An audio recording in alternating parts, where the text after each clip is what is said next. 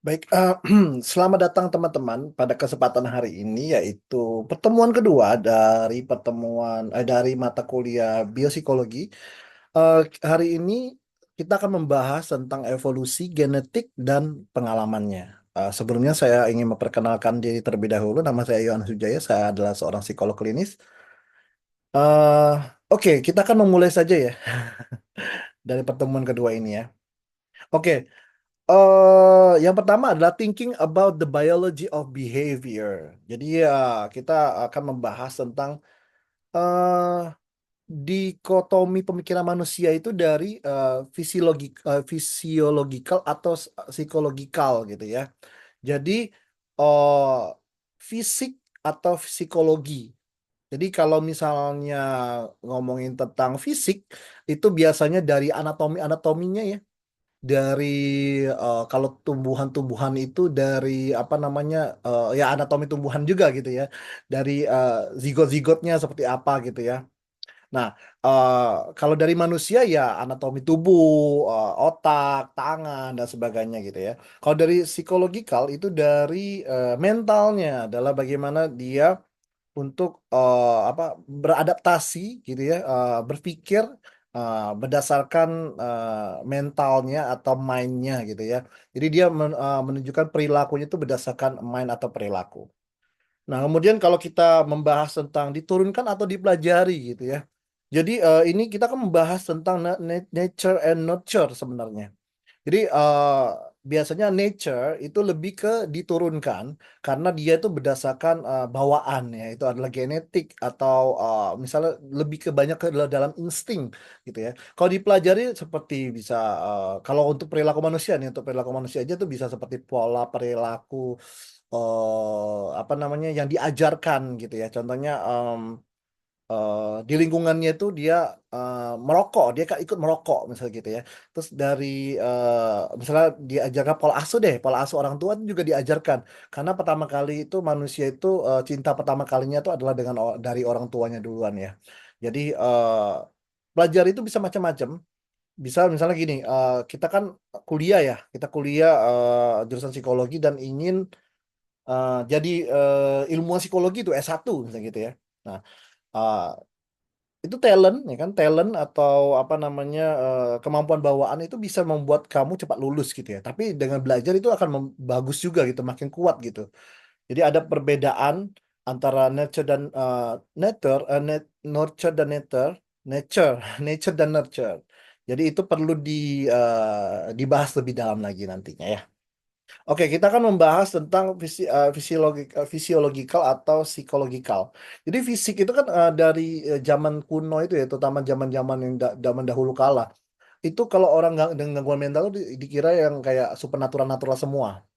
Jadi dianggap sebagai supernatural, roh jahat, atau kerasukan gitu ya. Nah, jadi pandangan Yunani kuno mengenai alam, alam secara fisik juga pengaruh roh jahat. Jadi meskipun dia ngomongnya secara fisik, itu dia tetap dipandang sebagai seperti roh jahat gitu ya. Nah, kemudian kita akan masuk ke René Descartes, yaitu makhluk hidup terdiri dari dua komponen dasar. Jadi ini kita akan membahas tentang makhluk hidup ya.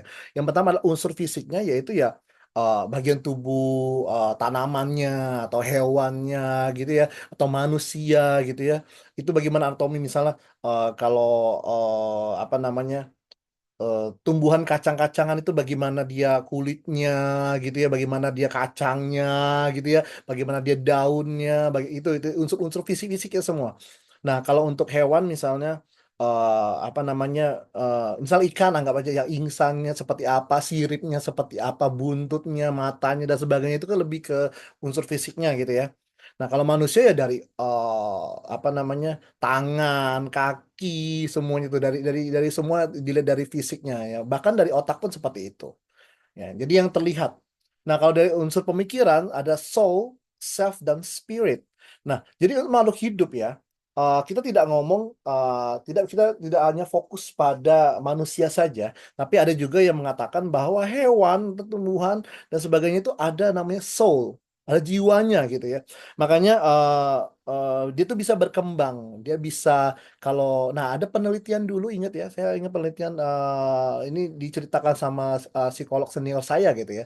Kalau ada penelitian tuh di Jepang tuh, kayaknya orang Jepang atau seperti orang mana gitu tentang sebuah tumbuhan yang dimaki-maki terus gitu loh ya. Jadi dia dimaki-maki terus sama tuannya, itu dia apa namanya cepat cepat layu gitu ya. Sedangkan ada orang yang meneliti tanaman yang dikasih pujian dan sebagainya itu tuh bisa berkembang. Nah, itu agak unik ya.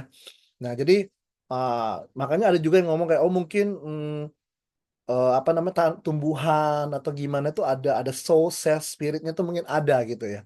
Nah, kalau di ngomongin manusia pasti ada ya. Jadi kalau dibilang spiritual belum tentu religiositas ya, tapi spiritual tuh bagaimana dia memahami dirinya sendiri dan bagaimana dia lingkungan sekitarnya. Kalau self dia memahami dirinya saja, ya kan?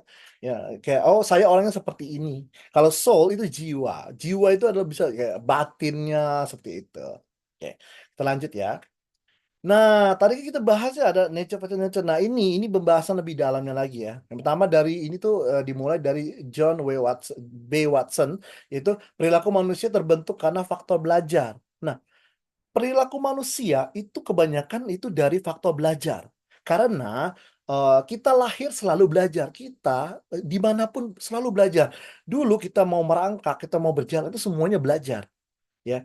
Eh, jadi gini, ada yang ngomong itu ada kayak naturalnya saja. Misalnya kalau makan ya tahu kita memasukkan makanan ke mulut gitu, ya, itu naturalnya aja. Tapi kita apa bisa belajar untuk makan itu lebih sopan. Nah, gitu. Makannya lebih efektif. Nah, itu semuanya faktor belajar. Contohnya ada yang mengatakan eh ini piring nih ya. Ini makan bagaimana cara makan yang benar. Itu namanya table manner. Nah, jadi table manner itu adalah perilaku. Perilaku manusia itu dipelajari. Itu juga bisa meskipun itu hanya dalam cara makan. Makan itu kan dari insting ya. Insting yang kita memang bawaannya kayak oh memang kita harus makan gitu kebutuhan kita. Tapi table manner dan sebagai cara makan, cara minum yang benar supaya kita nggak apa cegukan dan lain sebagainya itu juga salah satu yang dipelajari. Bahkan apa namanya? eh, dari anak kecil itu kita udah belajar. Jadi ada tahapannya, tahap keemasan juga dari anak kecil itu yang apa biar manusia tuh manusia tuh cepat belajar pada saat apa namanya golden age seperti itu. Nah, makanya dia lebih fokus untuk Watson lebih fokus ke faktor belajarnya. Yang kemudian adalah psikologi eksperimental Amerika Utara, yaitu nurture tentunya memiliki peran yang membentuk dalam pembentukan perilaku terutama yang bersifat instingtif. Nah, jadi gini, nurture itu adalah keturunan atau genetik ya. Jadi gini, misalnya orang punya talent, dia punya bakat tertentu gitu ya. Nah, dia itu punya insting untuk langsung lebih cepat bisa daripada yang lain. Itu adalah insting. Contoh ya, ada orang yang belajar dance itu dia harus belajar dulu tekniknya harus begini kanan kiri. Tapi ada yang dia dengan menutup mata saja dia dengar lagu dan sebagainya itu dia bisa uh, melakukan gerakan-gerakan yang sangat indah gitu ya. Nah, itu adalah bersifat instingtif. Jadi dia lebih ke insting, belum tentu dipelajari langsung. Itu bisa dari genetik. Genetik bisa dari orang tuanya atau memang talentnya bawaan dari bawah sananya gitu. Atau dia oh memiliki dari awal memang intelijensi yang cukup tinggi gitu ya. Oke, sekarang kita bahas ke evolusi manusia. Nah, untuk Charles Darwin sendiri, dia itu menjelaskan tentang apa namanya teori apa namanya teori evolusi ya teori evolusi seleksi alam namanya ya jadi bagaimana orang itu beradaptasi dengan lingkungannya sendiri gitu lah. Nah itu lebih ke masuk ke fungsionalisme. Jadi setiap makhluk hidup itu memiliki caranya untuk beradaptasi, masing-masing tuh memiliki caranya masing-masing. Jadi itulah yang dimaksud dari fungsionalisme dari pemahaman Charles Darwin. Jadi dia tuh ada tiga yang difokuskan, ada berguna, bertujuan, berfungsi. Jadi berguna, bagaimana dia berguna untuk adaptasi, sama bertujuan juga bagaimana dia memiliki goal, memiliki tujuan untuk beradaptasi dalam lingkungannya sendiri. Jadi berfungsi juga sama, dia bagaimana kalau berfungsi lebih menyeimbangkan, bagaimana menyeimbangkan dirinya terhadap lingkungan. Nah, jadi evolusi manusia itu munculnya tuh untuk memahami tentang adaptasi, bagaimana manusia itu bisa berfungsi di dunianya, berfungsi ketika dia lahir. Aku bertujuan, aku memiliki makna dalam hidupku gitu loh. Nah, itu makanya lebih ke masuk ke evolusi manusia dari Charles Darwin. Nah, kemudian kita masuk ke survival of uh, fittest, fits lah itu fittest bacanya fittest ya. Oke, kemudian itu menjelaskan tentang perubahan terhadap struktur dan fisiologi pada spesies yang berlangsung secara perlahan akibat dari seleksi alam menghasilkan organisme yang semakin lama semakin kompleks. Nah, jadi kalau misalnya ada orang yang ngomong dari genetik ya, dari genetik ayah dan ibu ya. Jadi semakin banyak kita namanya ada evolusinya. Ada yang dia memiliki badannya lebih besar, ya kan? Dia memiliki kepandaian yang lebih wah gitu. Karena memang genetik itu lama-lama dia kan manusia itu kan selalu apa genetiknya nambah-nambah terus gitu. Jadi dia ini berhubungan dengan ini berhubungan dengan ini. Jadi ada dominannya, ada yang ininya dominannya, ada ini gitu kayak ada apa namanya? eh ya pembuahan untuk menjadi satu yang jadi kayak DNA-nya bagus gitu ya. Jadi ya itu kayak gitu. Jadi kalau dulu oh DNA-nya bagus nih karena ini ada ini dengan ini. Makanya ada orang yang senang eh, ketika ingin apa punya anak misalnya pengen pacar, pengen pasangan gitu ya. Dia cari oh pokoknya bibit bebet bobot ya kan. Pokoknya dia yang itunya bagus apa yang bibitnya bagus gitu supaya saya dapat genetik yang bagus untuk saya dan anak saya gitu ya gitulah. Nah, itu lebih ke fungsi seperti itu. Jadi dia makin lama makin kompleks, semakin banyak semakin kompleks. Contohnya dia ada keturunan ini ada keturunan ini nah gitu. Jadi semakin kompleks. Jadi jangan heran kalau misalnya orang yang banyak keturunan-keturunan mana gitu itu kelihatan lebih wah, kelihatan lebih cakep bisa seperti itu karena ya itu dari perubahan seperti itu. Jadi semakin kompleks lah. Jadi dan itu apa namanya perlahan ya. Jadi itu dia bilang perubahan terhadap struktur dan fisiologis pada spesies yang berlangsung secara perlahan. Jadi kayak misalnya ya, hmm, untuk dapat badan yang besar atau tinggi itu tidak semua dapat gitu, ya kan? Nah, tapi itu perlahan bisa aja dari ini kita ngomongnya kasar ya, dari 10 anak ada satu atau dua anak yang bagus kayak gitu. Nah, itu semuanya. Tapi kan itu terus-terusan ya, semakin banyak. Nah, seperti itu. Nah, kalau ini contoh yang dari hewan ya, yaitu berbagai binatang punya daya penglihatan yang berbeda tergantung ekosistem, lingkungan, dan cara dia hidup. Betul. Jadi kalau yang ini dia tuh lebih ke bagaimana kalau ini hewan ini ya, dia beradaptasi dengan lingkungannya. Jadi misalnya kalau dia dingin, tempat yang dingin ya dia akan ini karena dia udah membiasakan diri dengan lingkungannya juga dan juga dia udah banyak melakukan perubahan gitu. Contoh ada yang hewan yang bisa bertahan di kutub utara misalnya yang dingin-dingin gitu. Ya kalau yang normal ya nggak kuat gitu. Karena dia udah banyak evolusi, karena dia terpaksa evolusi itu karena evolusi itu bisa dari lingkungannya sendiri. Ya dia harus mengembangkan dirinya supaya dia bertahan hidup. Itu kan insting untuk bertahan hidup ya. Atau ya kayak tadi di percampuran yang banyak-banyak gitu kayak ini nikah sama ini sama ini gitu. Jadi dia tuh perubahan strukturnya itu perlahan-lahan dan semakin lama makin kompleks gitu, makin banyak. Oke, kemudian prinsip survive of the fittest. Oke, jika spesies terlalu memiliki kombinasi genetika yang memberi mereka kemampuan untuk dapat beradaptasi dengan lingkungan, maka keturunan mereka akan mampu bertahan hidup spesies tersebut aku tetap ada. Nah, jadi gini, setiap orang memiliki insting untuk bertahan hidup ya, entah itu manusia, entah itu hewan, entah itu tumbuhan. Tapi biasanya itu orang lebih ke fokus ke hewan ya, karena dia takut punah gitu ya. Jadi eh, jadi kalau misalnya kita ke anggap aja ke zoo ya atau ke kebun binatang dia akan eh, berusaha untuk cari habitat yang bagus untuk para hewannya supaya nggak punah nah seperti itu ya jadi dia akan mencarikan ekosistem yang cocok dengan hewan tersebut contohnya kalau dia apa namanya yang hewan yang perlu air gitu tiba-tiba dikasih yang kering ya, nah itu malah jadinya punah jadinya. Jadi ekosistem tuh sangat mempengaruhi. Jadi bisa aja kayak hewan-hewan yang liar ya, dia tuh butuh air. Jadi mau nggak mau mereka ke berombolan ke tempat yang ada airnya gitu loh, supaya mereka bisa bertahan hidup. Itu insting ya. Jadi semuanya insting gitu. Manusia juga sama. Ketika kita lapar ya makan. Oke, kemudian kita masuk ke manusia juga melakukan evolusi yang bisa fit dengan tujuan lingkungan. Jadi, nah ini kita ngomongin soal bagian apa generasi ya, generasi milenial dengan perkembangan teknologi. Jadi ada dua unsur yang perlu dinikahkan. Nah, kayak tadi kan kayak nikah ini dengan ini nikahnya jadi seperti ini gitu ya. Nah, jadi gen milenial dinikahkan dengan pengembangan teknologi, jadi ya Gen Z yang eh, apa yang cakap teknologi ini anaknya, ya kan?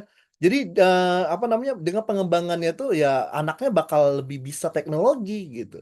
Nah, ini yang contoh yang paling mudah saja gitu kan ya. Tapi sekarang memang yang Gen Z itu memang teknologinya udah lumayan bagus sih sebenarnya. Hebat-hebat semua soalnya anak-anak sekarang ya. Oke. Kemudian kita akan membahas tentang fundamental dari genetik. Itu penelitian Gregor Mendel tentang kacang polong. Iya, jadi sebenarnya apa penelitian Mendel Gregor ini itu dia basic dasar dari ini ya, dari perkembangan apa namanya genetik ya. Ya, itu dia dasarnya aja gitu. Bahwa apa namanya bisa jadi kalau pernikahan antar genetik itu bisa aja ada yang dominannya gitu.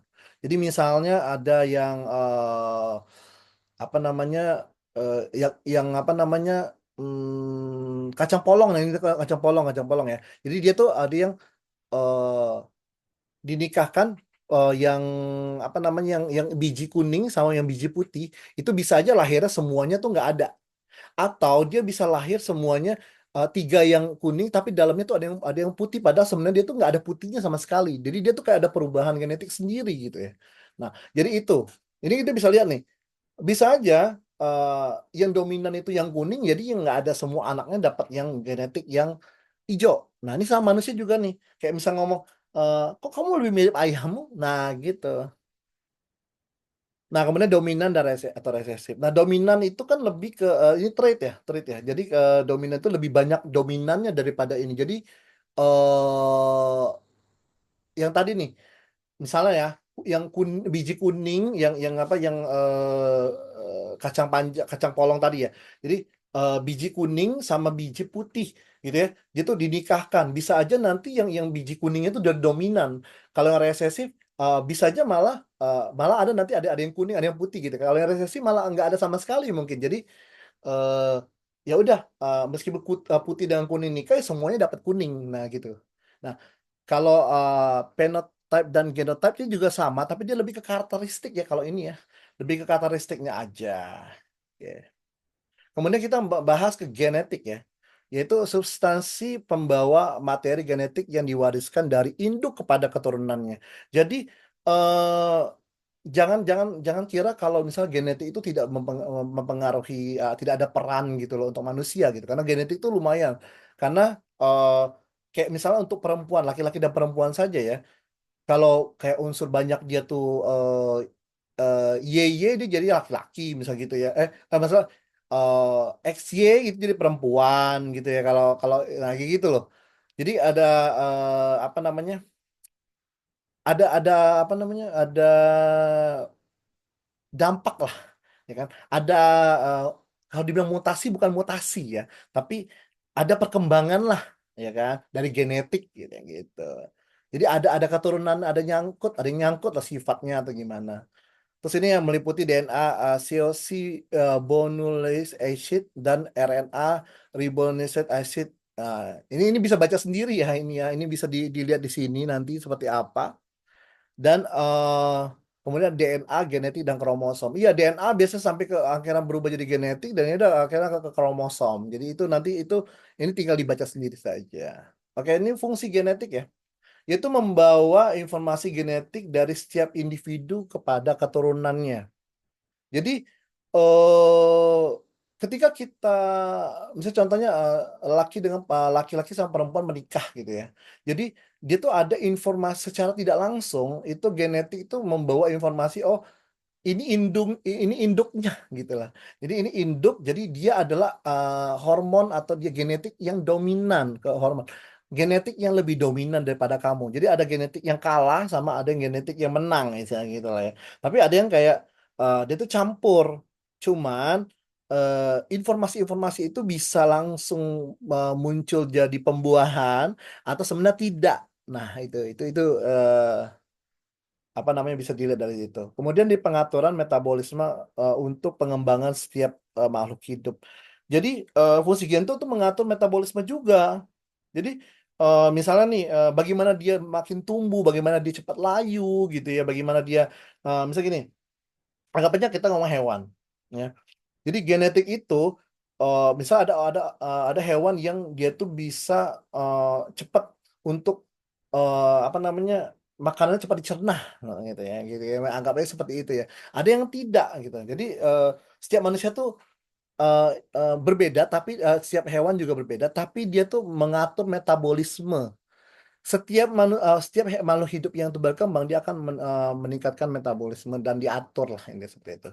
Karena genetic of human psychology difference. Mengapa bayi kembar memiliki persamaan dan perbedaan? Penelitian bayi kembar di Minnesota karena, nah ya, manusia itu meskipun punya genetik yang sama, dia tuh hasilnya selalu tidak pernah sama.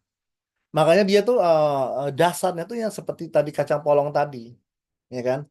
Jadi bisa aja ayahnya itu sifatnya A, tiba-tiba ibunya sifatnya B, yang munculnya meskipun munculnya kembar, sifat-sifatnya itu bisa aja yang ayah yang kembar ini hanya dapat yang ayahnya aja, atau satunya dapat yang ibunya aja, atau dua-duanya dapat yang ayahnya, tapi ada hint dari ibunya gitu. Jadi eh, mau tidak mau pasti ada meskipun kembar, meskipun mukanya sama gitu, tapi bisa berbeda. Terus ya, bayi kembar memiliki asal DNA yang sama dan diasuh oleh orang yang tua yang sama, namun tetap memiliki perbedaan baik secara penampilan fisik atau perilaku. Iya, jadi ada pun orang kembar, meskipun dia kembar siam ya, dia berat badannya bisa berbeda. Ada strukturnya yang agak berbeda gitu tuh ada. Meskipun dianggap orang, oh sama lah ini gitu lah ya. Nah, diasuh pun dari orang yang sama bisa berbeda karena setiap orang memiliki keunikan masing-masing bagaimana dia menangkap apa namanya dan dia bagaimana dia apa namanya memahami lah, mencerna, menginterpretasikan makna dari lingkungannya. Lagi pula meskipun diajarkan dengan dia soal yang sama, ketika dia cari teman atau dia kan atau lingkungannya dia kan berbeda lagi gitu kan. Jadi eh, genetik ya, pola asuh ya, lingkungan itu bisa mempengaruhi banget ya, bisa mempengaruhi sekali. Kemudian dia pernah melakukan interaksi, jadi perilaku manusia merupakan interaksi dari genetik, individual, dan persepsi. Nah, yang tadi kan, nah kita kan ngomong lagi, kalau genetik itu lebih ke pembawaan, yang udah bawaan dari lahir gitu kan ya. Jadi dia, jadi aku anggap aja gini, kalau genetik itu kan misalnya dia lapar dia bisa marah gitu karena kelaparan tuh bisa, atau dia malah ya udah perilakunya kalau lapar ya cepet-cepet cari makan. Nah itu gitu, itu dari genetik. Genetik itu kan memang bawaan manusia, memang kalau lapar ya makan gitu kan ya, bukannya diam gitu. Nah, genetik juga bisa kayak apa namanya talent tadi. Kalau misalnya dia punya bakat, dia lebih gampang untuk mempelajari sesuatu. Kemudian pengalaman individual, ya pengalaman individual beda-beda ya. Meskipun dia diasuh oleh orang tua yang sama, tapi pengalamannya beda-beda. Ketika di sekolah dia punya teman yang berbeda, ya kan? Itu akan mempengaruhi perilaku dia. Kemudian persepsi, nah itu saya tadi bilang tentang yang dia menginterpretasikan. Bisa aja satu pengalaman tertentu interpretasinya beda dari orang kembar ini. Satu, oh dia benci, dia ini demi kebaikan saya. Nah itu berbeda tuh udah langsung. Itu akan mempengaruhi perilaku dia. Oke, demikianlah pemaparan saya hari ini. Semoga bisa bermanfaat. Jangan lupa belajar.